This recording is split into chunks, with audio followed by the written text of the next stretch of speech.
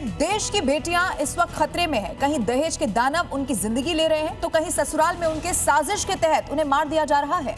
भोपाल की ट्विशा के बाद आज दिल्ली के मुस्तफाबाद में समीना ने चौथी मंजिल से कूदकर जान दे दी। वहीं लखनऊ की श्वेता फांसी के फंदे पर लटकते हुए मिली। जयपुर की अनु ने भी आत्महत्या कर ली। वहीं ग्वालियर की रहने वाली पलक की ससुराल में संदिग्ध मौत हो गई। ग्रेटर नोएडा में दीपिका नागर की हत्या कर दी गई। ये अलग अलग कुछ तस्वीरें आपके टेलीविजन स्क्रीन पर है। ये तस्वीरें देश के अलग अलग शहरों की हैं। राजधानी दिल्ली भी इसमें शामिल है, लेकिन हर जगह पर जो एक जैसी चीज आपको नजर आएगी वो ये कि कैसे इस वक्त बेटियों की जिंदगी बहुत मुश्किल में नजर आ रही है। और इन तमाम खबरों के बाद मांग यही उठ रही है कि ऐसी कार्रवाई होनी चाहिए जिससे एक उदाहरण यहाँ पर पेश हो सके।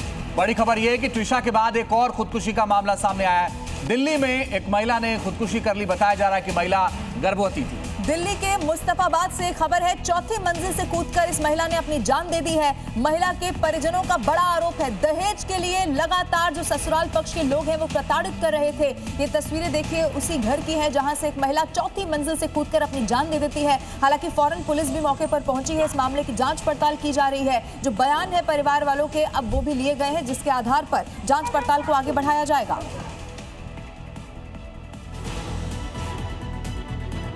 और अब लखनऊ से बड़ी खबर आपको बता दें। लखनऊ के ठाकुरगंज इलाके में एक दिल दहला देने वाला मामला सामने आया है, जहां शादी के महज कुछ महीनों बाद ही एक नवविवाहिता की संदिग्ध परिस्थितियों में मौत हो गई। और ये केस हूबहू बिल्कुल भोपाल के चर्चित ट्विशा शर्मा डेथ मिस्ट्री जैसा ही नजर आता है। काशी विहार कॉलोनी में रहने वाली 29 वर्षीय श्वेता सिंह का शव सुबह उनके ससुराल में फंदे से लटका हुआ पाया गया है।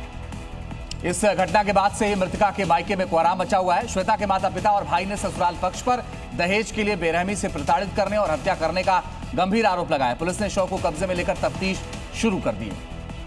तो एक और इसी तरह का मामला जिसमें एक और बेटी ने अपनी जान दे दी और आरोप ये लगा कि दहेज की लगातार जो ससुराल पक्ष के लोग हैं वो मांग कर रहे थे।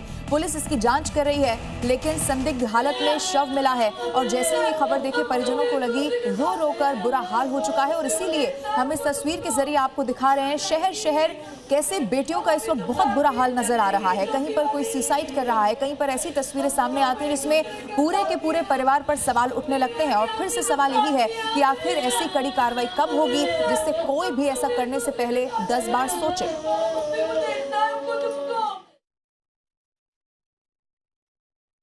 अभी हाल ही में जिस बहन की शादी हुई थी उस बहन की अब मौत की खबर सुन के पूरा घर जो है फिलहाल गमगीन है। उनकी सिस्टर्स हैं, क्योंकि 3 बहनें ही थी श्वेता सिंह के कोई भाई नहीं है, तो उनकी बहनें इस वक्त हमारे साथ हैं। उनसे हम जानने का प्रयास करेंगे। ये इतनी बड़ी घटना हो गई, आप लोग को कुछ पहले से कुछ शक था या अंदेशा था, कुछ जानकारी थी कि क्या ऐसा हो सकता है? आज शादी 22 नवंबर 2025 को हुई थी। शादी के 2 महीने बाद से सास ने प्रताड़ित करना स्टार्ट कर दिया था। इसको बहुत टॉर्चर करती थी, ये सब बताती थी घर पे थोड़ा, लेकिन ये नहीं पता था कि इतना बड़ा कांड हो जाएगा। अभी 6 महीने नहीं हुए थे। मेरा आदमी अच्छा आदमी के साथ तुम रहो, सास कहाँ किसकी अच्छी होती हैं। लेकिन मुझे नहीं पता था कि ये भी उनके साथ मिला हुआ है। वो तो ऊपर ही ऊपर प्यार करता था, अंदर इसके क्या चल रहा था किसी को कुछ नहीं पता था। कल 20 मिनट के अंदर ही मेरी बहन को खा गए। मेरी लास्ट बात वही 11 समथिंग मेरी बात हुई थी। रात को 11 बजे बात? सुबह 11 समथिंग मेरी बात हुई है। क्या वीडियो कॉल हुआ था या फिर फ़ोन कॉल? नॉर्मल बात की थी कि तुम अस्पताल क्यों नहीं है, मम्मी आप पूछ रही हैं तुमको। अपने होश में आई थी, कह रही दीदी मुझे फीवर है, मैं जो है आती हूँ 12 बजे तक की। मम्मी का मम्मी पूछ रही बेटा तुमने बात नहीं, अभी आती हूँ। उसके बाद पापा के पास फ़ोन जाता है ससुर का कि आपकी बेटी ने फांसी लगा ली। हम पापा घर गए दौड़ के, वहाँ कोई नहीं मिला।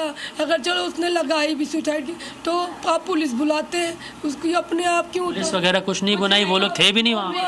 कोई घर पे कोई नहीं। और अब जयपुर से जुड़ी हुई खबर आपको बताते हैं। अनु मेरा खुदकुशी से जुड़ा हुआ ये मामला है, जहां फरार चल रहे पति गौतम का बयान अब सामने आ चुका है। और गौतम ने कहा कि मुझे ब्लैकमेल किया जा रहा है और साथ ही ये भी बताया कि प्रॉपर्टी का 70% जो हिस्सा है वो अनु के नाम था। पुलिस के सहयोग के लिए तैयार, मुझे ससुराल वालों से बचाया जाए, ये अनु का पति कहता हुआ नजर आया। मैं उसको खूब समझाता रहा कि टू पीऊ, और मेरी कसम खूब दिलाई उसको और खूब उससे निवेदन करा, लेकिन वो नहीं मानी। तो मैंने तुरंत फ़ोन काट के इंस्टेंट मेरे पड़ोसी दिग्विजय जांगीर जी को फ़ोन किया और उनसे निवेदन किया कि जल्दी से आप गेट तोड़ो, कैसे ऊपर से नीचे से। अभी कुछ नहीं हुआ है, वो ऐसा करने जा रही है। और उन्होंने गेट तोड़ने में थोड़ा समय लगा दिया, इसलिए वो मैं उससे बचा नहीं पाया। मैं वापस चोमू से यू टर्न लेके मेरे घर पहुंचा, हॉस्पिटल लेके गया उसको। वहाँ हॉस्पिटल में ट्रीटमेंट की ड्यूरेशन उसको डेथ डिक्लेयर करी। पोस्टमार्टम में मैं उसके साथ रहा और मेरे स्कूल को बच्चों